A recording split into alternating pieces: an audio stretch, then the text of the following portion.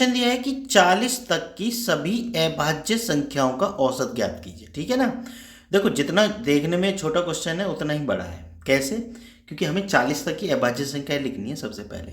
तो भाई देखो अभाज्य संख्या क्या होती है, 2 3 40 तक की लिख लेंगे ऐसे, 5 7 11 13। अभाज्य संख्या का मतलब समझते हो ना। अभाज्य संख्या वो होती हैं कि जिनका अपने अलावा, अपने और एक के अलावा कोई गुणनखंड नहीं होता, मतलब जो किसी से भी नहीं कटती खुद के अलावा या एक के अलावा। ठीक है ना, वही अभाज्य संख्या होती है। अब तुम इनको काट के देख लेना, नहीं कटेंगे किसी से भी। ठीक है, 13, उसके बाद क्या आएगा 17, उसके बाद 19, ठीक है ना, उसके बाद क्या आएगा 23, उसके बाद क्या आएगा 29, उसके बाद 31, उसके बाद 37। ठीक है ना। अब हमने ये 40 तक लिख लिए, ये 37 आ गए। अब देखो यहाँ एक चीज़ तुम्हें दिख रही होगी, एक चीज़ मैं बता दूं कि जहाँ से 6 का पहाड़ा शुरू होता है, कहाँ से होता है, यहाँ से। 6 का पहाड़ा पढ़ो एक बार, 6 दूनी 12, 6 तिया 18, 6 चौक 24, 6 पंजे 30 और 6 छंग 36। यहाँ लिखता हूँ मैं, चलो यहाँ लिख देता हूँ। तो एक चीज़ तुम गौर कर रहे होगे कि जो अभाज्य संख्या है ना वो 6 के पहाड़े के पास में है, एक कम या एक ज़्यादा। ठीक है ना, ये मैं इसीलिए बता रहा हूँ, कभी भी अभाज्य संख्या निकालनी हो तुम्हें तो 6 के पहाड़े के पास ही मिलेगी अभाज्य संख्या।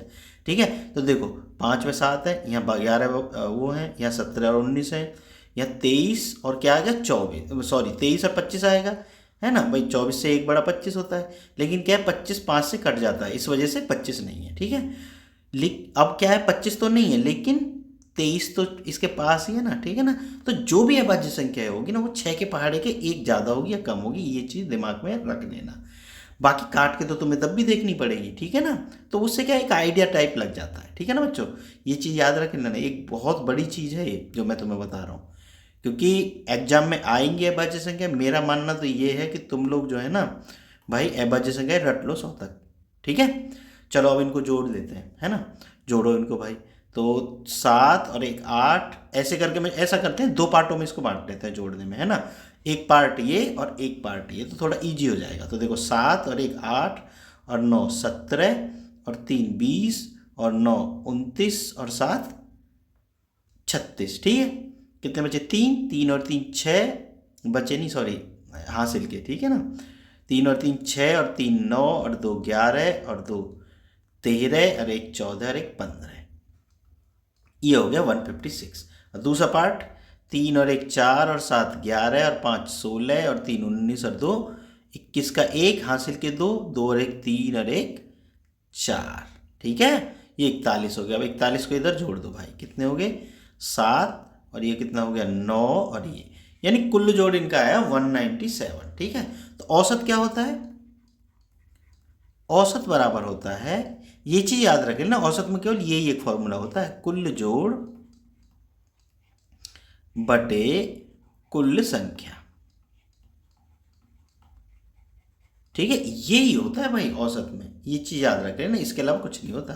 तो अब ये क्या है, कुल जोड़ हमारा 197 और कुल संख्या कितनी गिन लेते हैं, 1 2 3 4 5 6 7 8 9 10 11 12, मतलब कुल संख्या है 12।